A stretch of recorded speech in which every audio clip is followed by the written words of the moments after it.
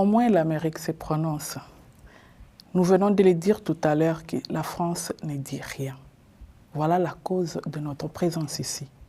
Au moins l'Amérique prend position, se prononce et dit qu'on arrête les massacres, que le Rwanda retire ses troupes sur les sols congolais.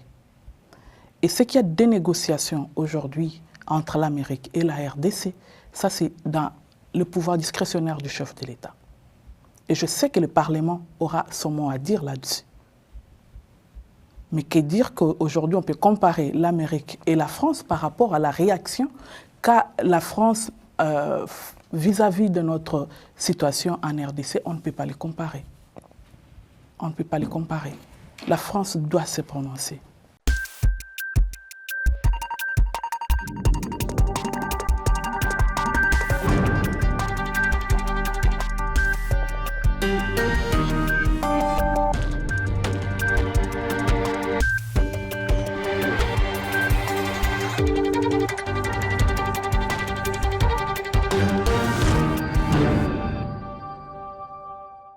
Bonsoir à tous et bienvenue dans l'entretien du jour. Alors que la République démocratique du Congo fait face à des défis majeurs, le président Félix Tshisekedi a annoncé un remaniement gouvernemental. Mais ce remaniement peut-il réellement résoudre les crises sécuritaires et surtout institutionnelles, ou s'agit-il simplement d'un simple jeu de politique? Et pour en débattre ce soir, nous accueillons 3 sénatrices de premier plan. Madame Vicky Katoumoua, bonsoir. Bonsoir. Bonsoir. Alors vous êtes sénatrice du Tanganyika et donc vous êtes actuellement toutes en France. Alors là, on a Madame Madeleine Nikomba. Bonsoir. Bonsoir. Vous êtes sénatrice et ancienne gouverneure de la Tchompo. Bonsoir. Bonsoir. Merci d'avoir accepté notre invitation. Et nous avons Madame Arlette Bahati Tito. Bonsoir. Bonsoir. Alors vous êtes sénatrice du Kinshasa et surtout originaire du sud Kivu. Tout à fait. Merci aussi d'avoir accepté notre invitation. Alors l'objectif de ce remaniement est principalement pour faire face à l'agression rwandaise. Est-ce que ce choix du président Félix Tshisekedi était bon à faire ou justement il faut un peu pousser plus loin dans les mesures contre l'agression rwandaise en RDC? Merci d'abord pour l'invitation. Il est vrai que notre président de la République est rassembleur. C'est pourquoi il a invité tous les Congolais, de tous les partis politiques, sans exception, d'adhérer à sa vision de mettre en place un gouvernement d'union nationale. Mais cela ne va pas nous empêcher, nous, en tant que représentants du peuple, de rechercher la paix. Parce que ceux-là qui souffrent, ce sont nos électeurs. Nous avons été élus dans ces espaces-là, comme vous l'avez si bien présenté, une du Kivu, une de la Tchompo et une de Tanganyika. C'est des provinces qui sont proches. Lorsqu'il y a un malheur qui atteint le Kivu, ça m'atteint moi directement, ça atteint directement ceux de la Tchompo. Et c'est pour cela que nous avons, nous, résolu de venir ici en France, d'abord pour expliquer à la société civile française, pour interpeller les gouvernants français de ces tragédies qui se passent dans notre pays où la France est muette. La France ne dit pas un seul mot. La France ne prend pas position. Ça nous met mal à l'aise, nous, en tant que République démocratique du Congo, un grand pays francophone au cœur de l'Afrique. Et donc, c'est pour cela que nous sommes arrivés rechercher la paix. Le président va faire sa part, nous faisons notre part. En tant qu'élus, nous faisons notre part en tant que Sénat. Et cela a fait que nous sommes en train d'expliquer l'histoire. Nous sommes en train de chercher à déconstruire l'histoire. Parce que le Rwanda a construit un mythe à travers le monde entier, expliquant aux uns et aux autres, ceux-là qui veulent entendre, que le Rwanda est victime du génocide. Mais aujourd'hui, le Rwanda n'est plus victime. C'est la RDC qui est victime. Le Rwanda est bourreau parce que le Rwanda est sur notre territoire. C'est lui qui se bat contre l'armée de la République démocratique du Congo. Ce n'est pas la milice M23, parce que cette milice n'est qu'un supplétif, comme on le dit. Cette milice est entraînée par les militaires rwandais qui mettent à l'avant-plan les marionnettes congolaises qui se battent et qui tuent leurs frères et sœurs. Les femmes sont tuées, madame. Toutes les 3 minutes, les femmes tombent. Toutes les 3 minutes, les femmes sont violées. Et c'est pour cela que nous sommes venus déconstruire l'histoire. Nous avons trouvé une oreille attentive ici à Paris. Il y a déjà un comité des sages qui s'est mis en place et qui est constitué des hommes et des femmes de la société civile qui veulent soutenir cette voix qui n'a jamais été entendue de la République démocratique du Congo.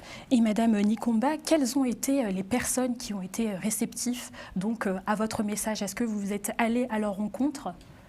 Comme venait de le dire ma collègue, nous avons rencontré la société civile. Ce sont des associations dont la journaliste Nadia Bey. Et nous avons rencontré aussi quelques sénateurs qui sont prêts à nous accompagner et à faire entendre la voix de la République démocratique du Congo, puisque la France, qui est un pays de liberté, reste quand même muet, alors que les femmes sont violées dans le Kivu. Et la France, qui a le symbole de la République, qui est Marianne, une femme, comment la France peut-il se taire devant ces atrocités que vivent les femmes dans la République démocratique du Congo? Et donc nous sommes là, nous avons beaucoup de soutien et nous pensons que le comité des gestes qui sera mis en place sera accompagné et nous allons vraiment militer pour que la violence faite à la femme dans notre pays s'arrête. Nous allons encore parler plus haut pour que la France puisse enfin se prononcer devant cette situation que nous vivons dans notre pays. Et comment justement la France peut vous aider? La France peut nous aider, Madame Dalini, justement en dénonçant, en acceptant d'écouter les violences faites par les femmes. Nous sommes là également pour pouvoir placer les mots par rapport à la douleur de la femme. Et nous estimons que la femme, en tant que notre partenaire primordial, surtout par rapport à la francophonie, il doit nous aider. Et c'est dans ce sens-là et dans ce cadre-là que nous sommes là pour que nous puissions obtenir l'appui de la France, mais également des électeurs, mais également aussi de tous les élus de la France. Voilà le but de notre mission ici à ce jour en Paris. Et d'ailleurs, que pensez-vous de cette solution de dialogue avec le M23, dont le président angolais en serait le médiateur en tant que sénatrice? Le Congo a toujours dialogué. Le Congo n'a jamais fermé la porte au dialogue. Ça, c'est notre mode opératoire. Nous, en tant que Congolais, nous, en tant qu'Africains, on n'a jamais fermé la porte au dialogue. Mais ce que nous recherchons, c'est la paix durable, parce qu'il y en a eu plusieurs dialogues. On a tenu plusieurs dialogues. Si nous pouvons compter de Sun City à aujourd'hui, en 2002, nous avons signé l'accord global inclusif, toujours pour mettre fin à la guerre à l'Est. Et donc, il y a eu plusieurs accords qui ont été signés dans l'entretemps, de 2002 à aujourd'hui. Nous n'avons jamais fermé la porte aux négociations. Mais ce que nous voulons, c'est mettre fin aux négociations de façade, aux négociations pour donner des primes à ceux-là qui ont pris les armes contre leur pays, aux négociations pour les gens, pour des fins personnelles, des fins individuelles. Ça, nous, en tant que représentants du peuple, nous n'en voulons pas. Et c'est pour cela, lorsque je vous ai parlé du comité des sages que nous avons installé ici, en France, et avec ce comité, ne sont pas d'accord que ces façades reviennent, parce que ça, aujourd'hui, ça crée un problème au sein de notre armée, avec tout ce qu'il y a eu, des brassages, des mixages, où on prend les militaires rwandais, on les présente comme Congolais, et aujourd'hui, c'est eux qui fragilisent notre armée. Il y a des frustrations au niveau de notre armée. Mais ce que nous voulons, c'est qu'il y ait la paix durable. C'est pour cela qu'on a ici en France. Nous allons partir d'ici heureuses parce que nous avons mis en place ce comité de sages, comité de justes pour la recherche de la paix durable en République démocratique du Congo. Et nous avons oublié de citer Mme Louisa Mesreb, qui est parmi les initiatrices de ce mouvement que nous créons ici à Paris. Et pour revenir au remaniement justement gouvernemental du président Tshisekedi, est-ce que le fait de remanier son gouvernement permettra donc de mettre en place justement ce dialogue, cette négociation un peu plus flexible, chose qui n'a pas pu être aboutie lors justement en avril 2024? L'appel du chef au gouvernement de l'Union nationale, ça ne fait pas vraiment partie du dialogue qui a été initié par le président angolais. Donc il faut comprendre que le chef de l'État congolais est un rassembleur, son Excellence Félix-Antoine Tshisekedi Tshilombo. Il est rassembleur. Il fait appel à tous les Congolais pour que nous puissions trouver un consensus, pour que nous puissions avancer en tant que fils du pays. Et la négociation qui est initiée par le président angolais, ça c'est notre étape. Et qu'est-ce que vous espérez d'ailleurs de cette négociation qui serait sans doute possible donc avec le M23? Vous savez, dans cette histoire, nous avons besoin de la paix. Ça, c'est d'abord la première des choses. Nous avons besoin de la paix et que nous ne voudrions pas que ça puisse se résoudre par les armes. Comme le disait honorable Vicky Katouma, les armes ne vont rien résoudre chez nous. Parce qu'on tue, on viole. Et il y a une confusion totale. Dans notre armée, après les brassages et brassages, il y a plus de Rwandais que de Congolais. Du coup, quand ils sont dans les champs de bataille, ils vont pas fournir beaucoup d'efforts parce que ce sont ces frères qui entrent. Leurs frères entrent, ils vont les laisser entrer librement. Il n'y a pas de résistance. D'où nous devons aller aux négociations pour parler comme des gens civilisés. Alors, Madame Baïti Tito, vous êtes originaire donc du sud Kivu. Même en soi, les provinces du sud-est également sont touchées par des miliciens Maï-Maï, où se sont affrontés dernièrement le AFC du M23, qui progresse là avec des frappes et des aviations donc à flot. Hein. On a vu que même les renforts burundais et également congolais n'ont pas vraiment permis de freiner cette progression. Vous, en tant qu'originaire du sud Kivu, qu'est-ce que la population ressent actuellement? Actuellement, en tant qu'originaire du Sud Kivu, je voulais placer un mot par rapport à la douleur que ressentent les natifs du Sud Kivu. Actuellement, la situation au Sud Kivu est dramatique. Comme l'a souligné l'honorable Vicky Katouma, c'est une femme est violée toutes les 3 minutes. En moyenne, c'est 60 viols par jour. J'imagine que ça paraît peut-être anodin, mais c'est un drame. C'est un drame pour la femme congolaise. Quand on voit la place qu'occupe la femme congolaise, n'empêche la femme traditionnelle, elle est au centre d'une famille. Je pense qu'aujourd'hui, le viol est utilisé comme une arme de guerre. Et ça doit être dénoncé, nous devons en parler. Sur place, je pense qu'il y a les acteurs qui sont sur place, qui ont fait des études, que ce soit l'ONU, l'Amnesty, les Médecins sans frontières, ils sont drastiques sur le terrain. Je crois que même les docteurs, Mukwege a fait déjà une situation, un bilan par rapport au viol fait par la femme et la jeune fille. Je crois que nous avons suffisamment de preuves. Aujourd'hui, les femmes sont devenues, comme dans un champ de bataille, ils sont les premières victimes à être sur la première ligne. Je pense que nous devons dénoncer. Au-delà des bilans qu'on donne, plus de 6 millions de femmes violées, des massacres, mais il y a cette vulnérabilité-là, les femmes et les enfants. Je pense que c'est là nous devons quand même placer un mot pour eux, pour qu'au moins que leur mémoire ne soit pas perdue. Il est important aujourd'hui que la France prenne conscience. Ils prennent conscience par rapport au drame. Ils prennent conscience par rapport à la souffrance de la femme. Moi, on voulait vous transmettre une documentation, des documentaires pour essayer de diffuser. Je pense que nul ne peut regarder ce qui se passe à l'est de la RDC aujourd'hui, parce que même les images et les photos sont d'une description tellement horrible. Je pense qu'il est important aujourd'hui que le monde entier sache, nous sommes là pour dénoncer, qu'on sache réellement ce qui se passe en RDC. Les familles actuellement à Goma sont séquestrées. Les gens ne peuvent plus vaquer librement à leurs préoccupations.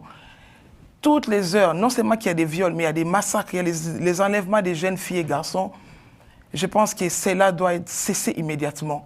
Et nous, les femmes, nous sommes là pour dénoncer, pour placer les mots et pour dire stop. On ne peut plus continuer comme ça. Dans un monde où tout ce qui est malice, tout ce qui est versatilité prend de l'ampleur, il est important que ça cesse un jour. Et nous sommes là pour en parler, pour dénoncer, pour placer les mots qu'il faut. Et nous n'allons pas nous arrêter. Parce que moi, en tant qu'originaire, je suis non seulement au-delà de toutes mes forces, mais je pense que je ne peux pas y arriver. C'est pourquoi nous sommes là pour que toute la société civile, que la France entière, Je vois que déjà sur place, nous remercions déjà les communautés qui sont là, qui nous appuient régulièrement, mais nous devons en parler. Nous devons faire bouger les lignes. Voilà le but de notre émission à ces jours. Et vous ne trouvez pas que la solution se trouve avec les partenaires américains? Là, vous êtes justement pour sensibiliser la France face à son silence, bien que le projet semble encore flou avec les accords miniers que souhaitent conclure les Américains avec les Congolais dans la lutte justement contre le M23. Vous pensez, vous, Madame Nikomba, en tant que sénatrice de la province de la Tchompo, où des kilos d'or, de diamants sont produits chaque jour, vous pensez que c'est une bonne solution de faire cet accord-là minier? Écoutez, au moins l'Amérique se prononce. Nous venons de le dire tout à l'heure que la France ne dit rien. Voilà la cause de notre présence ici. Au moins l'Amérique prend position, se prononce et dit qu'on arrête les massacres, que le Rwanda retire ses troupes sur les sols congolais. Et ce qu'il y a des négociations aujourd'hui entre l'Amérique et la RDC, ça c'est dans le pouvoir discrétionnaire du chef de l'État. Et je sais que le Parlement aura son mot à dire là-dessus. Mais que dire qu'aujourd'hui on peut comparer l'Amérique et la France par rapport à la réaction qu'a la France vis-à-vis de notre situation en RDC, on ne peut pas les comparer. On ne peut pas les comparer. La France doit se prononcer. Marianne est le symbole de la République française. Les femmes sont violées. Marianne fait partie de ces femmes-là. C'est une femme. Et la France devrait respecter la femme. Et la France devrait avoir la sensibilité à la question de la femme. La France ne doit pas se taire face aux viols que subissent les femmes à l'est du pays de la République démocratique du Congo. Madame, vous êtes une femme comme nous. Vous pouvez sentir notre douleur, notre chagrin face à ce que subissent nos sœurs, nos mères de l'autre côté. Vous ne pouvez pas accepter, vous, qu'on prenne votre fils pour qu'il couche avec vous devant votre mari. C'est inhumain. Comment le monde peut rester silencieux face à cette situation? Savez-vous que le silence, c'est aussi une autre forme de balle? Est-ce que la France se déclare-t-elle coupable ou complice face à cette situation que nous sommes en train de subir? Donc là, au niveau, en soi comparaison, l'Amérique se prononce tandis que la France est encore silencieuse. La France est très silencieuse. Et le silence de la France nous inquiète. Et ça dérange. Et vous ne trouvez pas qu'en réalité, ce sont les femmes, justement, qui peuvent être la solution face à cette situation, cette crise sécuritaire, comme la ministre des Affaires étrangères, Thérèse Kayikambwamba Wagner, qui, depuis sa nomination, a entrepris, on va dire, plusieurs parties diplomatiques, notamment sur les embargos des exploitations minerais étiquetées comme rwandais. Ce n'est pas la solution, justement, les femmes? Je pense que déjà, les initiatives et le courage de Mme Wagner, nous ne pouvons que l'appuyer. Je crois qu'elle a fait quand même un grand travail sur le plan diplomatique. Et je crois qu'elle va encore continuer en tant que ministre des Affaires étrangères. Alors, nous sommes dans des processus au niveau du Parlement, justement, pour qu'on puisse régler un peu cette question des minéraux. Et au niveau du Parlement, on va essayer de voir tout ce qui est législation, tout ce qui est réglementation éventuelle, pour qu'on puisse s'y prononcer. Alors, il est vrai que le chef en a parlé, en fait, le chef de l'État, mais maintenant, nous devons nous y pencher au niveau du Sénat pour qu'au moins on puisse sécuriser aussi nos pays. Voilà pourquoi les initiatives prises par Mme Wagner, mais également tout ce qu'elle a fait comme lobby, c'est une femme à féliciter. Et je pense que nous sommes dans cet élan-là, nous également, en tant que parlementaires. Et qu'est-ce que, justement, en tant que sénatrice, vous comptez mettre en place à votre retour au Congo? Je viens de vous dire que nous venons de mettre ici, à Paris, un comité des justes pour la recherche de la paix durable en République démocratique du Congo, qui sera notre relais. Donc, c'est déjà les lobbies qui commencent. Nous avons commencé ces lobbying ici, en France. Pourquoi? Parce que nous sommes membres à part entière de la francophonie. Et nous parlons français dans notre pays. Le français est la langue de travail. Le français est la langue de l'enseignement. nous commençons d'abord par chez nous, parce que lorsque nous sommes en France, nous nous sentons chez nous. C'est pour ça que nous sommes venus interpeller nos frères et sœurs français pour qu'eux aussi vivent la douleur que nous ressentons. Quand nous arrivons au pays, qu'est-ce que nous faisons? Nous arrivons au pays, nous restons le relais. Nous allons faire le relais entre nous et nos sœurs. Et ce mouvement ne va pas s'arrêter seulement en France, ce mouvement va aller partout. Partout, nous trouvons de la résistance. Parce qu'il y en a qui disent aussi que la solution, c'est d'enrôler la jeunesse. Il est vrai que la jeunesse, bien sûr, ça c'est le gouvernement qui fait. Ce n'est pas notre rôle.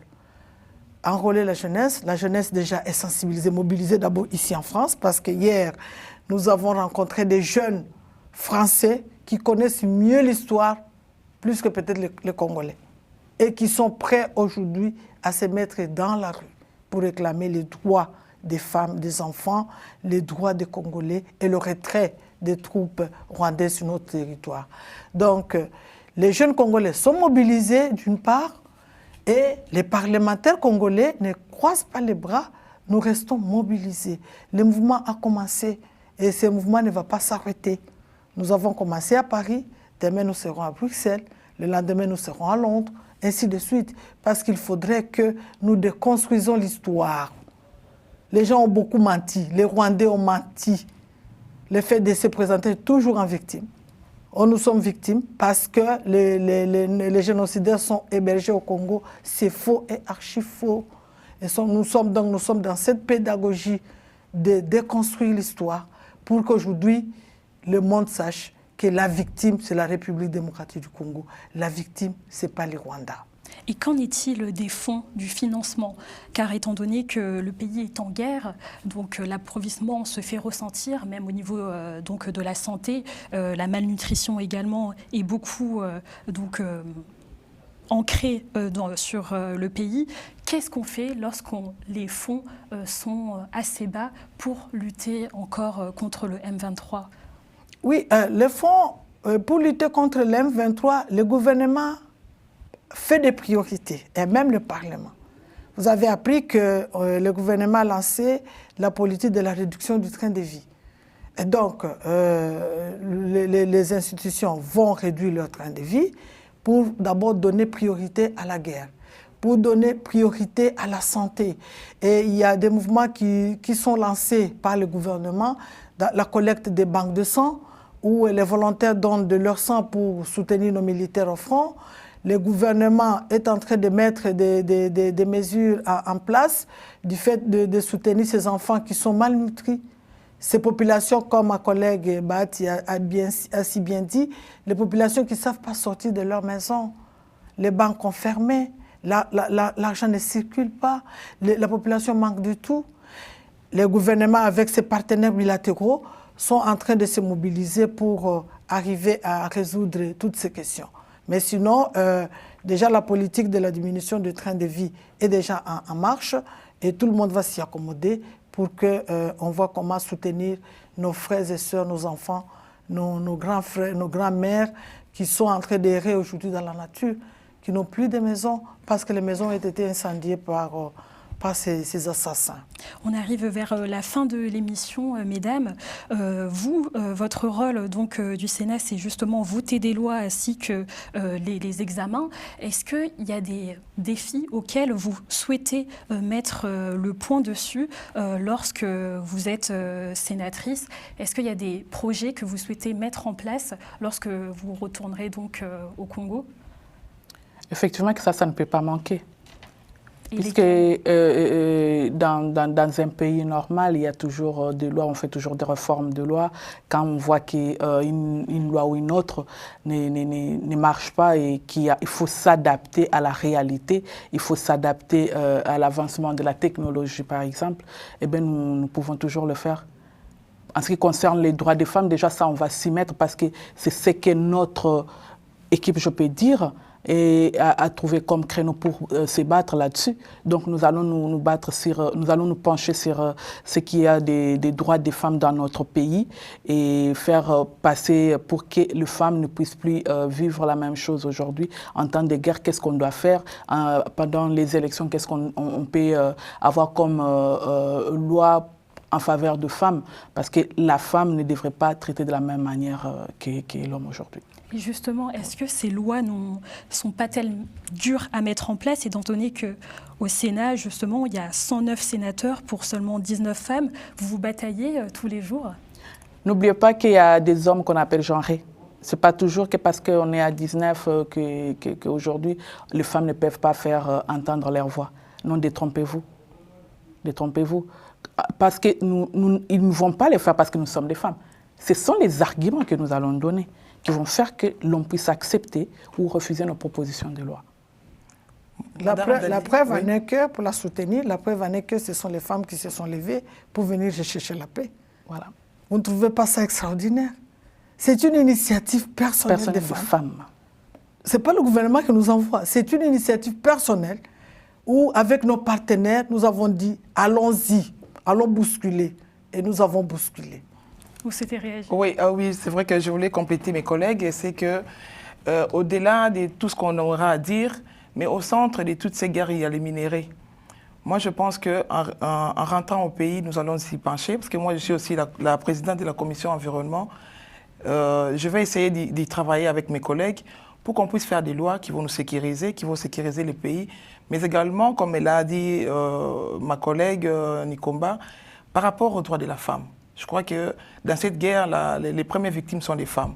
Donc, je pense qu'en retournant au pays, on va essayer de se pencher dans les deux secteurs, mais également essayer de voir un peu comment est-ce que nous devons aller au-delà des réformes, au-delà de nos frontières. Voilà pourquoi nous devons vraiment y travailler d'arrache-pied. Merci beaucoup, mesdames les sénatrices. Donc, Vicky Katoumoua, sénatrice de Tanganyika, et madame Madeleine Nikomwa, sénatrice et ancienne gouverneure de l'Atchopo, et ensuite madame Arlette Bahati Tito, sénatrice de Kinshasa, originaire du Kivu. Merci à tous, très chers téléspectateurs. On se retrouve très bientôt pour de nouveaux entretiens du jour sur Global Africa Télé Sud.